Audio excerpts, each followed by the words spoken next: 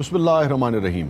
अस्सलाम वालेकुम, मैं हूं आपका मेज़बान वसी शाह और आप देख रहे हैं ज़बरदस्त। नाज़रीन, अपोजिशन की आपस की चपकलिश गवर्नमेंट को कितना फ़ायदा पहुंचाएगी, अपोजिशन को कितना नुकसान पहुंचाएगी, EVM का मामला, इलेक्ट्रॉनिक वोटिंग मशीन्स का मामला क्या सूरत इख्तियार करेगा आने वाले दिनों में, मियाँ शहबाज शरीफ साहब के देरीना दोस्त चौधरी निसार साहब दोबारा एक्टिव होते नज़र आ रहे हैं। इन सब बातों पर गुफ्तगू करेंगे। हमारे साथ मौजूद हैं मियाँ साहब। वेलकम टू द शो मियाँ साहब। मियाँ शहबाज शरीफ जिंदाबाद, मियाँ शहबाज शरीफ जिंदाबाद। बिस्मिल्लाहिर्रहमानिर्रहीम। अगर आप इजाज़त दें तो मैं बाकी लोगों का तारुफ करा दूं। मैं फिर जाऊँ? नहीं, मैं सिर्फ चाह रहा हूँ कि आप भी गुफ्तगू कीजिएगा मगर तारुफ करा दूं। देखें वैसे भाई, मैं जब CM होता था तो सिर्फ मैं ही होता था और कोई नहीं। मगर मियाँ शहबाज शरीफ जिंदाबाद। तारुफ तो करा लेने दे लोगों का। तारुफ सिर्फ मेरा होगा, मेरा, क्योंकि आप अपना तारुफ हवा बाहर। मैं तेरा नाम न लूं फिर भी लोग पहचाने। Thank you. इन्हां दा तबादला नहीं होना चाहिए। शेर कह रहे या मेरी तारीफ? फराज याद आ गए। मैं तेरा नाम न लूं फिर भी लोग पहचाने। जब आएगा। ये क्या गाने जा रहे हैं आप? एक मिनट ठहर जाओ, पूरा सुन लो। बहुत काले हो तुम, बहुत काले। जब आप हाथ ऊपर जब आएगा शाहबाज, होगी ऊंची परवाज, फिर सही बनेगा नया पाकिस्तान, फिर बनेगा नया पाकिस्तान जिंदाबाद। आपने PTI वालों की धुन पर अपने बोल चढ़ा दिए। फिर तुसी कहंदे इन्हां नूं चोर क्यों कहंदे? गाना तो करते चोरी कर रहे हैं। इन्होंने जो बात की है वो उसका जवाब है यही बता। जरूर दीजिए। तो धुन तो बहरहाल उनकी है ना, ये अभी उनकी नाम से मंसूब है, आपने अपने बोल चढ़ा लिए उस पर। 5 सालों में इन्होंने सिर्फ अच्छी धुन ही बनाई है और कुछ नहीं।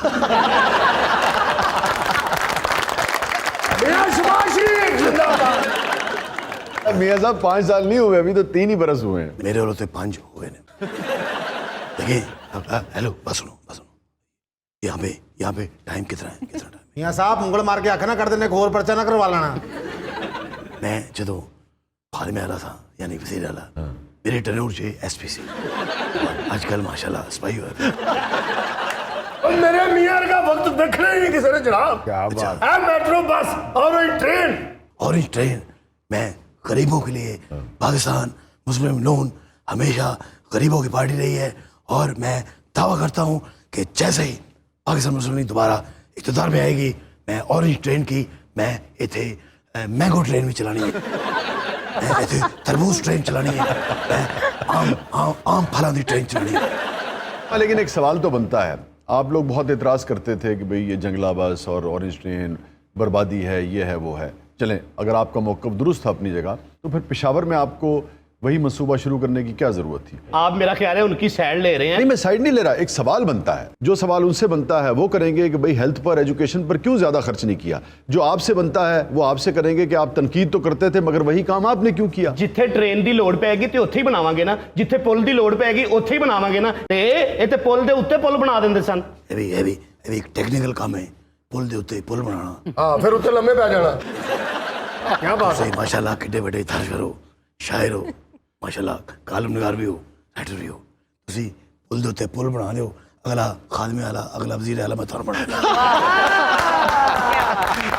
वैसे मैं आपको एक बात बताऊं, पूरी दुनिया में जहां ट्रैफिक बेपनाह बढ़ जाता है वहां बाज़ औक़ात पुल के ऊपर पुल और उस पुल के ऊपर एक और पुल बनाना तो पड़ता है। आवाम लिए इन्होंने पुल नहीं बनाए, जिथे इन्होंने टाइम सिर पहुंचना भी उत्थे पुल बनाते हैं। अब ये एक सवाल है जिसका जवाब इन्हें देना चाहिए। ये अवामी आदमी ने, ये तो रोज़े च पीपा भी बजा लेंदे ने। ये हुण अगले 5 साल भी पीपा ही बजाउणगे। चलो वो तो 5 साल पीपा बजाउणगे, आ तुसी 3 साल वाजा बजाया। वाकई ज्यादा काला है या मैनू ऐनक की वजह तो लग रही है? आपके बड़े भाई मियाँ नवाज शरीफ साहब ने जो सख्त लहजा इख्तियार किया हुआ है, आप उसकी बहुत ज़्यादा हक में नहीं है। अभी तक तो लोग यही समझते रहे कि गुड कॉप और बैड कॉप खेला जाता है। आप गुड कॉप के तौर पर आते हैं, नून लीग की तरफ से बड़े मियाँ साहब सख्त लहजा इख्तियार करते हैं, मगर अब इत्तलात ये हैं और कराइन भी ये बताते हैं कि पार्टी के बयानी को लेकर बाकायदा इख्तलाफ नज़र आना शुरू हो गया है। आपकी हमज़ा साहब की सोच और है, मरियम बीबी की, मियाँ नवाज शरीफ साहब की सोच और है। क्या कहेंगे इस पर आप? सबसे पहले तो मैं आपको ये बताता चलूँ कि नुआ नालों कदी मास जुदा जुदा नहीं हो सकता। ਬਾਹਰ ਸਦਕੇ ਜਾਣਾ। एक मिनट मैंने गल पूरी कर लेंदे। अच्छा मैंने थोड़ी देर बाहर ले जाना। आप ये कहना चाह रहे हैं कि आप और मियां नवाज शरीफ साहब ऐसे ही हैं जैसे नाखून और मांस? नहीं, मैं और हमजा पाइन थे शख्सियत ही हो रहे और लोग ने बड़े लोग ने। वैसे आपके ये दिल में आता तो होगा ना ਕਿ ਉਹਨਾਂ ਨੇ ਵੀ ਲੁੱਟਿਆ ਤੇ ਹੁਣ ਮੇਰੀ ਵੀ ਵਾਰੀ ਆਉਣੀ ਚਾਹੀਦੀ। सारी रात इस पार्टी के लिए मेहनत मैंने की, सिर्फ मैंने, समझ रहे ना, मैंने और पार्टी उठा के किसी और के पर्स में डाल दी। किसके पर्स में डाल दी? सारी गल्ला इतने दसना जरूरी है।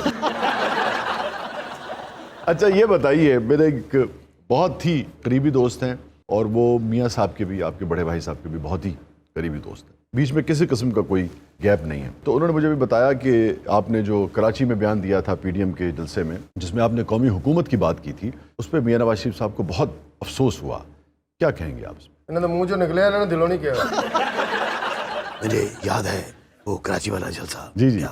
उसमें आपके शेर से मैंने स्टार्ट किया था। नहीं, वो आपने ये नहीं की थी मेरे ख्याल में, वो तो जब इमरान खान की गवर्नमेंट आई थी, जो पहली स्पीच आपने की थी अपोजिशन लीडर की हैसियत से, उसमें आपने पढ़ा था। ਮੀਆਂ ਸਾਹਿਬ ਕੌਮੀ ਅਸੈਂਬਲੀ ਨੂੰ ਜ਼ਿਹਨ 'ਚ ਲਿਆਓ, ਜਦੋਂ ਇਮਰਾਨ ਖਾਨ ਸਾਹਿਬ ਸਪੀਚ ਕਰਨ ਲੱਗੇ ਸਨ ਤੇ ਤੁਸੀਂ ਸ਼ੇਰ ਕਿਹਾ ਸੀ। वो वक्त मैं कभी भी अपने ज़हन में दोबारा नहीं थे।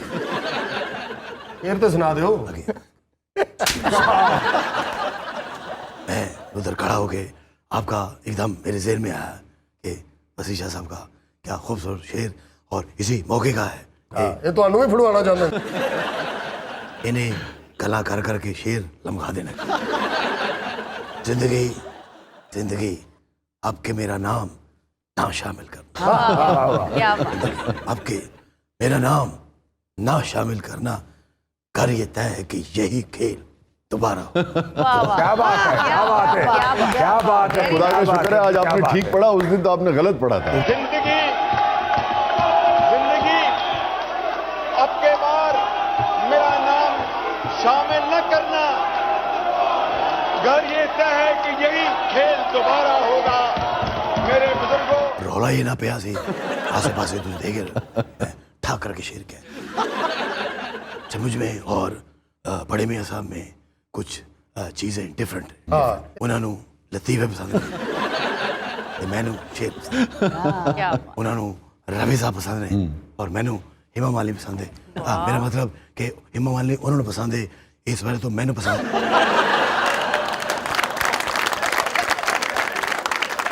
मियां साहब ये बताइए, जो ईवीएम का मामला है, इलेक्ट्रॉनिक वोटिंग मशीन्स का मामला है और इसके जरिए इलेक्शन करवाने का मामला है, पूरी ऑपोजिशन इसके खिलाफ है, इस पर आप क्या कहना चाहेंगे? मैं आपसे पूछना चाहता हूँ, आप अपने दिल पे दिल इधर होता है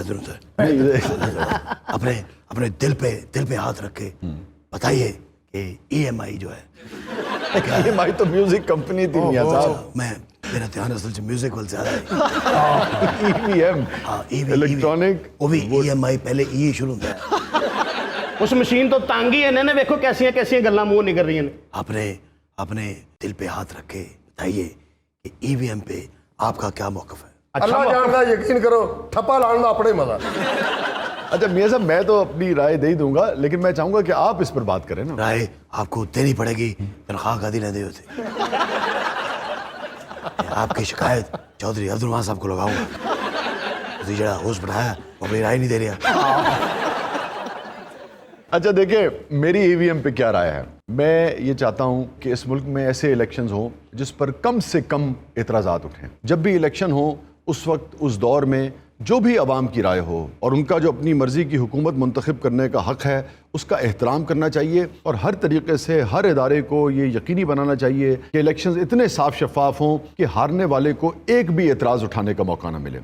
उसका फ़ायदा क्या होता है, और किसी भी मुल्क की तरक्की में ये बात बेपनाह अहमियत की हामिल होती है। जब तक हारने वाली पार्टी, उसके वर्कर्स को ये एहसास नहीं होगा कि हमारे दीगर हम वतनों ने इस वक्त हमें इलेक्ट नहीं किया, दूसरी पार्टी को इलेक्ट किया है, हमसे धांधली नहीं हुई, वाक़तन बेशतर अवाम दूसरी पार्टी को चाहते हैं, तब तक वो अपना भरपूर हिस्सा मुल्क और कौम की तरक्की में नहीं डाल सकेंगे। नतीजा क्या होता है कि जो इक़्तिदार में आता है, अपोजिशन वाले सड़कों पर होते हैं, एतराज़ात करते रहते हैं, तो एक तरह से मुल्क की तरक्की और रफ्तार का पहिया जैम हो जाता है। नाज़रीन गिरामी, मुल्क भी एक घर की तरह होता है گھر مادر وطن کی طرح ہوتا ہے، مادر وطن گھر کی طرح ہوتا ہے. جیسے ایک گھر میں اگر 6-7 بہن بھائی رہتے ہوں، لیکن اگر وہ آپس میں لڑتے رہیں گے اقتدار کے لیے، اختیار کے لیے، وہ گھرانہ کبھی ترقی نہیں کرتا.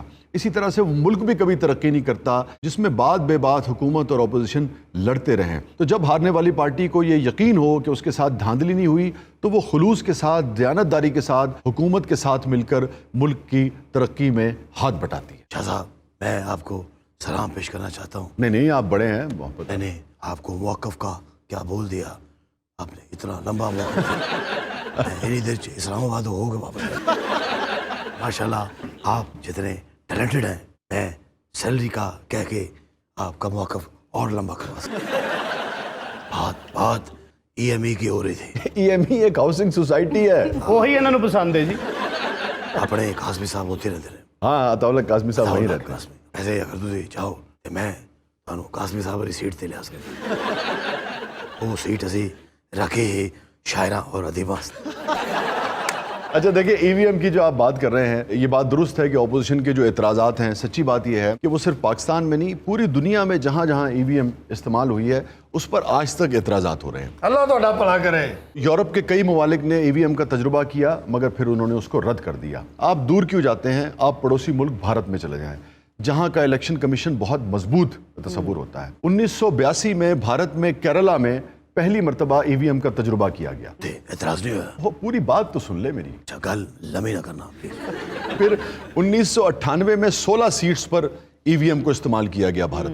پھر 2004 میں لوک سبھا کے جتنے انتخابات تھے وہ ای وی ایم پر کیے گئے. دسو انہوں سن رہے ہو، اگر اتنے استعمال ہو رہی ہے تو اتنے نہیں ہو سکتی. ہاں لیکن استعمال تو ہو رہی ہے مگر اب اعتراضات بھی تو سنیے نا. 2010 میں کچھ امریکن اداروں نے یہ انکشاف کیا تھا کہ بھارتی جو ووٹنگ مشینز ہیں، الیکٹرانک ووٹنگ مشینز، انہیں ہیک کیا جا سکتا ہے. یس بالکل یہ پوائنٹ ہے جڑا میں تمہیں دسنا چاہ رہا وہ انہوں نے کتوں سیکنڈ ہینڈ لے لیے ہونگی. 2017 کے جو انڈین الیکشن تھے اس میں بڑے بڑے اخبارات کی ہیڈ لائنز کیا تھی کہ ووٹنگ مشین صرف بی جے پی کے ووٹ نکال رہی ہے. میں اسی طرح آپ کا دھیان بڑھانا چاہ رہا تھا کہ ہوگا یہی کہ ووٹ شہر میں پہنا ہے اور جانا بلے نے. پھر 2019 میں کہنا کہ ووٹ بلے نے پاؤ تاکہ شہر میں پاؤ.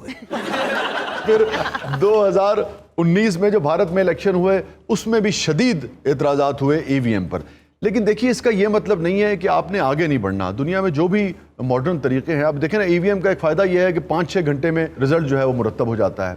اور اگر ٹھیک طریقے سے استعمال کیا جائے، ادارے ٹھیک طرح سے اگر اپنا کام کریں، کسی قسم کی ٹیمپرنگ کرنے والوں کے خلاف قوانین بنائے جائیں اور سخت سزائیں دی جائیں تو بہرحال اس کا فائدہ بھی ہو سکتا ہے اور الیکشن کو اس کے ذریعے زیادہ صاف شفاف بھی بنایا جا سکتا ہے. مگر اصل مسئلہ دیکھیے کیا ہے. اصل مسئلہ بحیثیت قوم ہمارے اندر یہ جو بےایمانی آ گئی ہے، یہ جو دھاندلی آ گئی ہے، میں سمجھتا ہوں کہ اصل مسئلہ یہ ہے. وہ حسن بھائی اکثر کہتے ہیں نا، ان کا جملہ بڑا مشہور ہے کہ معاشیات سے زیادہ ہمارا مسئلہ اخلاقیات کا ہے.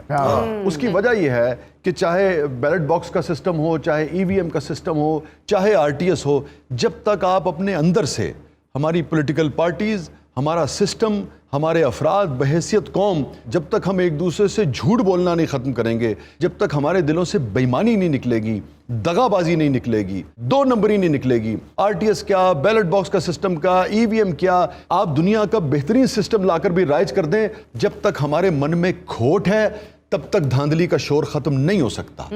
جب ہمارا من سچا ہوگا، خدا کی قسم یہ کچھ بھی نہ ہو، اور اگر ہم بحیثیت قوم ایک دوسرے سے سچ بولنے لگیں، ہماری تمام پولیٹیکل پارٹیز، تمام ادارے اپنا کردار اچھا کر لیں تو کبھی دھاندلی کی آواز نہیں اٹھے گی. جو بھی ہے یہ تمام گلاں ای ایم وی تے کینسل ہو گئی. تو میں یہ سمجھتا ہوں کہ جب تک ای وی ایم پر کنسنسس نہیں ہو جاتا اور تمام سٹیک ہولڈرز ای وی ایم کے استعمال پر متفق نہیں ہو جاتے، تب تک کسی بھی ایسی چیز سے گریز کرنا چاہیے جس سے الیکشن کے بعد انتشار پھیلے اور دھاندلی کے الزامات لگیں. کیونکہ متنازع الیکشنز قوموں کی جڑیں ہلا دیا کرتے ہیں، اور اگر سب متفق ہو جائیں تو 100 بسم اللہ. اور کنسنسس ڈیولپ کرنا بہرحال حکومت کا کام ہے. اچھا میاں صاحب آپ یہ بتائیے، آپ جب یہ بات سنتے ہیں، میں نے آپ سے پوچھنا بھی تھا، یہ ذاتی طور پہ بھی آج موقع مل ہی گیا، ووٹ بینک جو ہے وہ اب میاں نواز شریف صاحب کا ہے اور پھر انہوں نے وہ وراثت مریم کو دے دی ہے. آپ صرف منتظم اچھے ہیں، ووٹ بینک آپ کا نہیں ہے نون لیگ کا. آپ اس کو کیسے دیکھتے ہیں؟ شاہ صاحب میں آپ کو ایک بات سمجھانا چاہتا ہوں. جی جو بھی سوال کرے صرف میرے حق میں کریں، کیونکہ لیپ ٹاپ پہ ہے تو میں دیتا ہوں اور وہ لیپ ٹاپ لین واسطے اسے 15 منٹ واسطے اسٹوڈنٹ بن گئے سو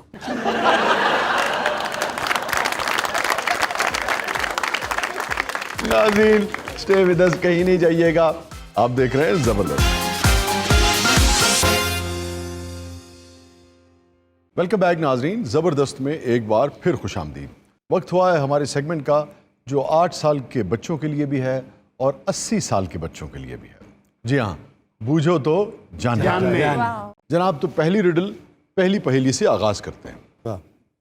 عمران بلوچ صاحب ایک نفسیاتی مریض ہیں یہ پہیلی چاہیے تو سیریس کہہ رہے ہیں اور اذیت پسند نفسیاتی مریض ہیں۔ جڈا کمزور ہے کنی کا اذیت دے دیتا یہ بھی آپ کو پتہ چلے گا، مگر عمران کی کوالٹی ہے اس اذیت پسند نفسیاتی مریض کی کہ یہ ذہانت کی قدر کرتا ہے۔ اس لیے تو تہاڈے نال ہے۔ تو عمران بلوچ نے طاہر انجم صاحب کو ایک تہہ خانے میں قید کر دیا اور تہہ خانے کو تالا لگا کر جانے سے پہلے عمران نے طاہر کو 3 آپشنز دی۔ نال ہے چھڑ دیاں گا، منہ تو لے پھر بھی چھڑ دیاں گا، چل تو صرف پانی نو ہاتھ لا دے تو چھڑ دیاں گا۔ اور پھر طاہر نے 20 سال اسی تہہ خانے میں گزارے مگر نہا کے نہیں دیا۔ بہرحال جی عمران، میرے سر کیوں ہوئے ہو تسی؟ آج تسنیم نہیں ہے نا۔ اچھا جناب، عمران بلوچ صاحب نے طاہر انجم کو 3 آپشنز دی۔ اس تہہ خانے سے نکلنے کے 3 دروازے ہیں، مگر اس میں سے کسی ایک رستے سے تم نکل سکتے ہو لیکن اپنی ذہانت کا استعمال کرتے ہو۔ پہلا دروازہ ایک جنگل میں کھلتا ہے اور اس جنگل میں سانپ ہیں، اژدہے ہیں، چمگادڑے ہیں، 3-4 شاعر نے طرح طرح کے جنگلی جانور ہیں جو کئی مہینوں سے بھوکے ہیں۔ انہیں کدی بھی خاندان چوں نکلن دی کوشش نہیں کی تھی۔ اچھا ویسے یہ نا پہلیاں چ نا زیادہ تر جانور بھوکے ہی رہ رہے ہیں۔ اور دوسرا دروازہ جہاں کھلتا ہے اس رستے پر ایک قد آدم ڈائنوسور بیٹھا ہے اور وہ منہ سے آگ نکالتا ہے۔ انہیں طاہر نو ویکھیا انہیں آگ نہیں کڈی انہیں گال کڈ دی۔ اور تیسرا دروازہ جب کھلے گا اینو باندھی رہن دے شاجی نے۔ تو تیسرا دروازہ جہاں سے طاہر فرار ہو سکتا ہے، جب وہ دروازہ کھلے گا تو وہ سائبیریا کی طرف کھلتا ہے اور سامنے ایک جمی ہوئی جھیل ہے جسے کراس کر کے کوئی فرار ہو سکتا ہے اور اس جھیل میں داخل ہونے کا مطلب یہ ہے کہ 10 سیکنڈ میں وہ آپ کا خون جما دے گی۔ عمران نے جو اہتمام کیتے رہے انہیں طاہر نو نکلن نہیں دے۔ بتائیے طاہر کو اگر وہاں سے نکل کر زبردست شو میں شریک ہونا ہے تو طاہر کس رستے سے نکلے گا؟ جس رستے پہ جنگل پڑتا ہے، جس میں اژدہے ہیں، سانپ ہیں اور کئی مہینوں کے بھوکے جنگلی جانور ہیں، یا اس رستے سے جس پہ ایک ڈائنوسور ہے اور جو منہ سے آگ نکالتا ہے، یا پھر اس رستے سے جس رستے پہ خون جما دینے والی سردی ہے؟ ہماری ٹیم بھی سوچ رہی ہے اور 8 سے 80 سال کی عمر کے بچے بھی سوچ رہے ہیں، اور آج سے آپ لوگوں کے لیے خاص طور پہ جو ہمارے یوٹیوب کے ویورز ہیں ان کے لیے ہم ایک گفٹ ہیمپر بھی اناؤنس کرنے جا رہے ہیں۔ پہلا کمنٹ یوٹیوب پہ جس کا آئے گا اور وہ درست ہوگا اس کو ملے گا سہیب گلزار صاحب کا ایک سوٹ اور کتابوں کا تحفہ۔ اور اگر پہلا درست جواب کسی فیمیل ویور کا ہوا تو انہیں ملے گا زارا احمد کا سوٹ۔ اور ہال میں جو اس وقت حاضرین ہیں اگر وہ جواب بتانے میں کامیاب ہو جاتے ہیں تو یہ گفٹ ہیمپر انہیں بھی ملے گا۔ تو شاہ جی جو واو کریں گے ان کو کچھ نہیں ملے گا۔ بتائیے جی، طاہر کس رستے سے نکلے گا؟ اس رستے سے جس پہ جنگل پڑتا ہے، جنگلی جانور ہیں، خونخوار 3 مہینے کے بھوکے، یا اس رستے سے جس پہ ڈائنوسور بیٹھا ہے اور منہ سے آگ نکالتا ہے، یا اس رستے سے نکلے گا جس رستے پر خون جما دینے والی سردی ہے؟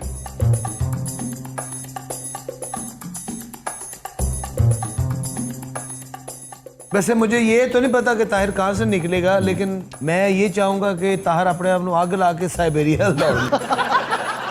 شاہ جی لوکاں نوں تسی سیل گلزار صاحب دے گفٹ ونڈی جان رہے ہو، آپ تسی جراباں نہیں پائیاں۔ اچھا جناب، اذیت پسند عمران بلوچ نے جو ٹوسٹ رکھا تھا اس میں طاہر کی ذہانت آزمانے کے لیے وہ یہ تھا کہ جنگل میں سے تو واقعی نہیں نکل سکتا، چونکہ خونخوار جانور ہیں، اژدہے ہیں، سانپ ہیں، بھوکے بھیڑیے ہیں اور 3 مہینے سے بھوکے ہیں۔ وہ 5 سال دے بھی بھوکے ہون تے اینوں نہیں کھاندے جی۔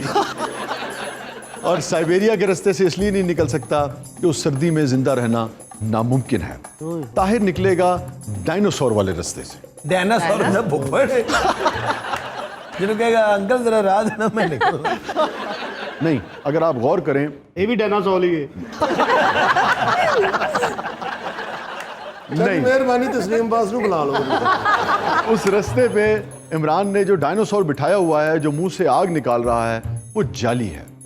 مختلف فوک لورز میں تو ڈریگنز ملتے ہیں جو منہ سے آگ نکالتے ہیں, لیکن اگر آپ ذرا بھی معلومات رکھتے ہیں جانوروں کے بارے میں تو دنیا بھر میں کوئی ایسا جانور نہیں ہے, اس قسم کی کوئی مثال نہیں ملتی کسی جانور کی جو منہ سے آگ نکالتا ہو.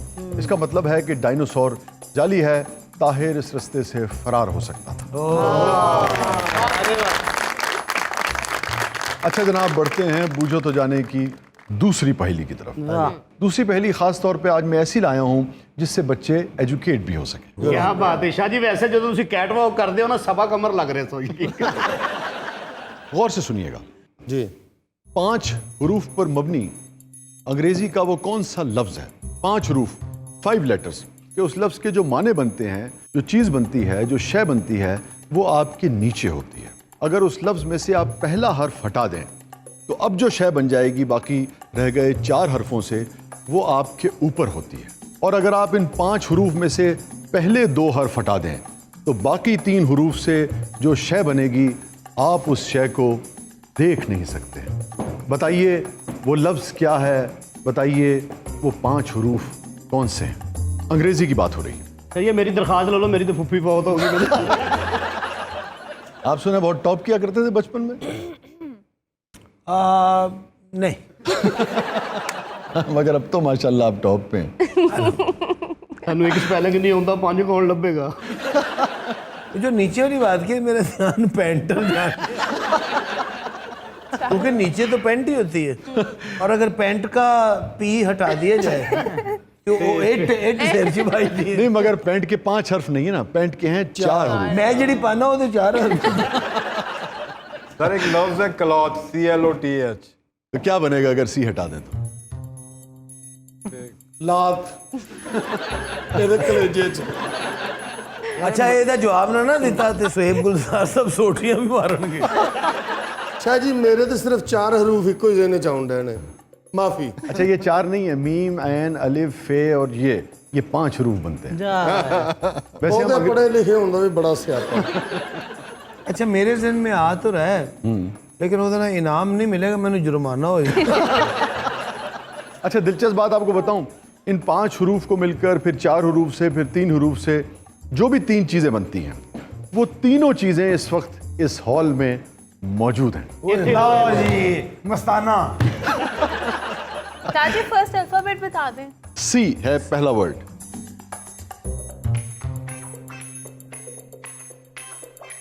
سی ہٹایا نہیں جا سکتا, محسوس کیا جا سکتا. شاہ جی میں سی نہیں جی ہٹانا, میں بلب ہٹا دینا, تسی ڈگ پینا. وہ لفظ ہے چیئر, CHAIR. 5 حروف سے مل کر بنتا ہے چیئر. سی ہٹا دیں تو بنتا ہے ہیئر, HAIR, جو آپ کے سر پر یعنی اوپر ہوتا ہے. ایچ ہٹا دیں تو جو باقی 3 حروف رہ جاتے ہیں اس سے بنتا ہے ایئر, AIR, ایئر, ہوا جسے آپ محسوس کر سکتے ہیں, دیکھ نہیں سکتے.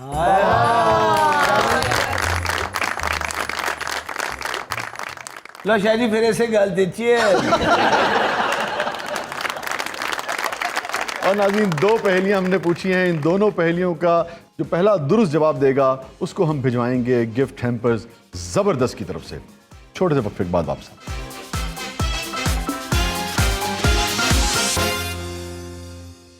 ویلکم بیک ناظرین, زبردست میں ایک بار پھر خوش آمدید.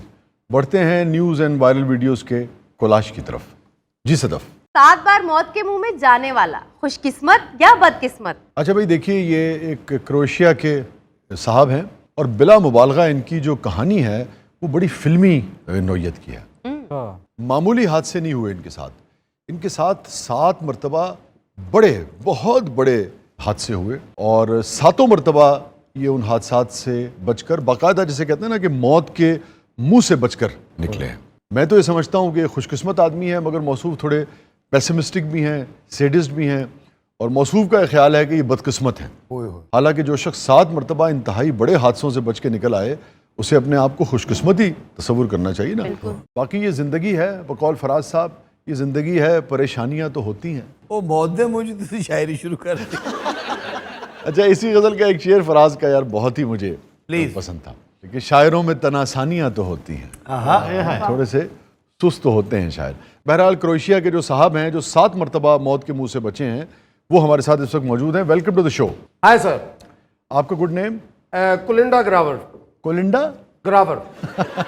کولنڈا گراور تو کروشیا کی سابقہ صدر تھی. اے میں ہو دے بھائی نے یار وہ تو بے پناہ حسین عورت تھی. 2018 میں کروشیا ایک ڈارک ہارس کے طور پہ فٹ بال کے ورلڈ کپ کے فائنل میں پہنچا تھا تو لوگ میچ سے زیادہ انہیں دیکھ رہے تھے. گول ادھر ہوندا سی, سیٹیاں ادھر بجدیاں. جنی خوبصورت نے انہوں نے میچ تو پہلے بھی دیکھا جاتا. ریفری گیم وال ویکھ ہی نہیں سی رہا, صدر وال ویکھ رہا سی. اچھا تینوں تیری بغیرتی دی وجہ تو سٹا لگ دی. واقعی تواڈے کولوں 7 واری موت نے منہ موڑ لیا. جی میں ایک کری بس جانے ہاں, بس الٹی ہے, میں سیدھا رہا ہوں جی. تسی منہ تو ہی لو, موت آئے تو صحیح. اچھا اس کا نام فرانی ہے. 1929 میں یہ پیدا ہوا. ویسے تو یہ نا فرونی ہونا چاہیے. پہلا حادثہ ان موصوف کے ساتھ ہوا 1962 میں. ادو ہی انہوں مر جانا چاہیے. اور کوئی معمولی حادثہ نہیں تھا. یہ موصوف جس ٹرین میں سفر کر رہے تھے وہ ٹرین ایک پل پار کر رہی تھی. وہ پل پار کرتے ہوئے ٹرین دریا میں جا گری.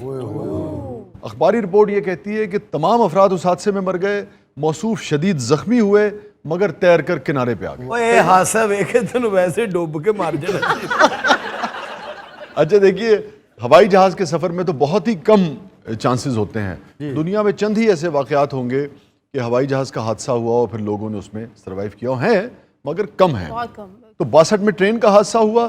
1963 میں ٹھیک 1 سال کے بعد موصوف اس مرتبہ ہوائی جہاز میں سفر کر رہے تھے. اجے مکمل ٹھیک نہیں ہوا. ساڈی مہربانی یہ جہاز والے ہاتھے مروا دینا. جہاز میں بھی حادثہ ہوا جی, اور حادثہ بھی عجیب و غریب نوعیت کا. اس کے دروازے کھل گئے. یعنی کہ فلائی کرتے ہوئے جہاز کے دروازے کھل جائیں تو آپ لوگوں نے دیکھا ہوگا اکثر موویز میں اتنا پریشر ہوتا ہے ہوا کا کہ کوئی چیز اپنی جگہ پر سلامت نہیں رہتی, سیٹیں اڑ کر ادھر سے ادھر ہو جاتی ہیں. بالکل. جیسے ہی فضا میں دروازہ کھلا بہت سارے مسافر تو بیچارے اسی وقت نیچے گر گئے. میرے سامنے لوگ مرے. لوگوں نے انہوں ویکھ کے دروازہ کھول کے جالا مار دیا. اور موصوف اس وقت نہیں گرے جب دروازے کھلے. جب جہاز نیچے آیا, نوز ڈائیو اس نے کیا تو زمین پر جہاز کے ٹکرانے سے تھوڑی دیر پہلے یہ گھاس پر گرے اور محفوظ رہے. اچھا ہویا انہوں پھر بھی کچھ نہیں, صرف پینٹ ہی پٹی. اور شاہ جی نے جدوں مرنا پینٹ ہتھوں ہی مر رہا ہے. ہوں جب سفر تے جان لگتا نا لوکی انہوں کہتے ہیں بھائی نکر پا لو سانو مروا. لوکی کہتے ہیں حادثہ تہاڈا نہیں, تہاڈی پینٹ دا دشمن. تسی تے ہر واری بچ جاندے. باقی لوگ ہسپتال وچ بیٹھے ہوندے نے, میں درزی کول بیٹھا ہوں. 3 سال کے بعد یہ موصوف ایک بس میں سفر کر رہے اس تھے. مسافروں نے چلتی بس چوں چھلانگ مار دی. انہیں صرف پینٹ ٹھیک کی تھی. ਉਹਦੇ 'ਚ ਮੈਂ ਧੋਤੀ ਬੰਨੀ ਸੀ. اچھا اس مرتبہ نا بس دریا میں گری. اور یار آپ اندازہ کریں اس حادثے کی شدت کا کہ دریا میں گری, سارے مسافر مر گئے, موصوف بچ گئے. کیا بات. ویسے تسی پین سفر کیوں کر دے؟ ਮੈਂ ਅਸਲ 'ਚ ਆਪਣੇ ਵਾਸਤੇ ਨਹੀਂ ਕਰਦਾ, ਮੈਂ ਲੋਕਾਂ ਨੂੰ ਮਰਵਾਉਣਾ ਚਾਹੁੰਦਾ. ਹੁਣ ਤੇ ਜਿਹਦੀ ਦੁਸ਼ਮਣੀ ਜਿਤਨਾ ਹੁੰਦੀ ਹੈ ਨਾ ਉਹ ਇਹਨੂੰ ਹਾਇਰ ਕਰਦੇ. ਕਹਿੰਦੇ ਤੂੰ ਕੁਝ ਨਹੀਂ ਕਰਦਾ, ਤੂੰ ਸਿਰਫ ਸਫਰ ਕਰ ਲੈਣਾ. اچھا جناب 1966 کے بعد 2-3 سال ان کے ٹھیک گزرے فرانی صاحب کے, اور 1970 میں اس مرتبہ یہ موٹر وے پر سفر کر رہے تھے. کیونکہ جہاز کا سفر تو انہوں نے ایک ہی بار کیا, پھر نہیں کیا. ٹرین پہ بھی اس نے اوائڈ کرنا شروع کر دیا. اس مرتبہ یہ گاڑی میں سفر کر رہا تھا اور چلتی ہوئی گاڑی کو آگ لگ گئی. چاہیے نے اور کنی دیر بہنا ہے بریک لے لے. چلتی ہوئی گاڑی کو آگ لگ گئی. اس گاڑی میں جو لوگ تھے ان میں سے کچھ بچے مگر کچھ زندہ جل کر یعنی کہ مر گئے. اور اس حادثے میں بھی گاڑی کا ٹینک پھٹنے سے چند لمحے قبل باقاعدہ یہ کہتا ہے کہ کسی غیبی طاقت نے اٹھا کر باہر پھینک دیا اور ایک مرتبہ پھر موصوف محفوظ رہے. اچھا جدوں ہن حادثہ ہون لگدا نا ہر مسافر نوں جبھی پا لے تے باجی جان. اچھا جناب پھر کوئی 20-22 برس ان کے سکون سے گزرے. یہ تے نہیں جنہاں نے اتنا سفر کرنا سی انہاں سے گزرے. 73 کے بعد 1995 میں ہاں اس مرتبہ موصوف روٹین میں سڑک پر سفر کر رہے تھے اور انہوں نے سگنل بھی نہیں توڑا تھا. بس نے سگنل توڑا اور آ کر ان کو ہٹ کر دیا. بس نے मगर मामूली खराशियां आई फिर महफूज रहे बस ठीक है रे बस बच गई और उसके ठीक 1 साल के बाद 7वीं मरतबा ये शख्स मौत के मुंह से बच निकला। ਇਹੋ ਜਿਹਾ ਬੰਦਾ ਸਿਰਫ ਕੁੱਤੇ ਦੇ ਵੱਢਣ ਨਾ ਮਰਦਾ ਆ ਜਿਹਨੂੰ ਇਹਨੇ ਹਾਦਸੇ ਨਹੀਂ ਕੁਝ ਕਹਿ इस मरतबा ये गाड़ी ड्राइव कर रहे थे और एक खाई में यानी कि एक मोड़ काटा इन्होंने, पहाड़ी इलाका था जैसे हमारे मरी वगैरह का है, तो मोड़ काटते हुए इनकी गाड़ी खाई में गिरने लगी। जब बिल्कुल खाई में गिरने लगी तो गिरने से चंद लम्हों पहले ये उसमें से निकल गए। गाड़ी तबाह हो गई, मौसूफ फिर महफूज रहे। तो शाहजी ये मौसूफ अभी जिंदा है? जी हाँ हाँ, जी हुण मेरा ब्याह हो गया हुण नहीं बचदा। ये शख्स न सिर्फ जिंदा है बल्कि 2003 में फिरानी की 6 लाख पाउंड्स की लॉटरी निकली। 6 लाख पाउंड्स आज के हिसाब से आप समझिए तकरीबन को 13-14 करोड़ रुपए बनते हैं। ਇਹਨੇ 6 ਲੱਖ ਡਾउन ਦੀਆਂ ਪੱਟੀਆਂ ਲੈਂਦੀ और इनामी रकम जीतने के बाद मौसूफ ने 5वीं शादी की ओ 5 ਹੁਣ मरेगा। और अब आरामदेह जिंदगी गुजारते हैं, मछलियां पकड़ते हैं। मगर ये ऐसा आदमी है कि अपने आप को इस सब के बावजूद बदकिस्मत तस्वुर करता है। ਇਹਦਾ ਦੌਰ ਅੱਛਾ ਤੁਹਾਨੂੰ ਪਤਾ ਇਹਦੇ ਨਾਲ ਜਿਹੜੇ ਕਰੈਕਟਰ ਬੈਠੇ ਨੇ ਇਹ ਸੈਗਮੈਂਟ ਸ਼ੁਰੂ ਹੋਣ ਤੋਂ ਪਹਿਲੇ ਬਹੁਤ ਹੋ ਗਏ नहीं नहीं, इनका नाम है पुरखा राम साहब। नमस्ते, हमारा नाम किसने लिया है और ये कौन सा सन है? 2021 है, 19 है? अच्छा, पुरखा राम साहब को शदीद हाइपरसोमनिया में मुब्तला है। हाइपरसोमनिया तो इसे नहीं कहेंगे मगर उसी किस्म की ये बीमारी है, क्योंकि ये बीमारी 1 अरब 1 बिलियन 1 अरब लोगों में से किसी एक शख्स को होती है। जी, आप यूँ समझिए कि पुरखा राम जैसे इस वक्त दुनिया में शायद 6 या 7 लोग ही होंगे और 23 बरस पहले इनमें इस बीमारी की तशखीस हुई थी। पुरखा राम साहब साल के 365 में से 300 दिन सोते हैं। क्या?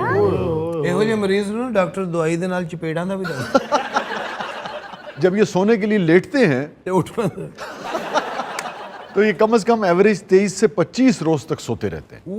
जी, एट अ स्ट्रेच, एक गो में। ਇਹ ਤੇ ਤੁਹਾਨੂੰ ਵੀ ਕੱਟ ਗਿਆ अस्तगफिरुल्लाह यार। ਇਹਦੀਆਂ ਆਦਤਾਂ ਤੇ ਫਿਰ ਸਰਕਾਰੀ ਮੁਲਾਜ਼ਮਾਂ ਵਾਲੀਆਂ ਨੇ, ਕਿਆ ਸਿਰਫ ਤਨਖਾਹ ਲੈਣ ਲਈ ਉੱਠਦਾ ਹੋਏ।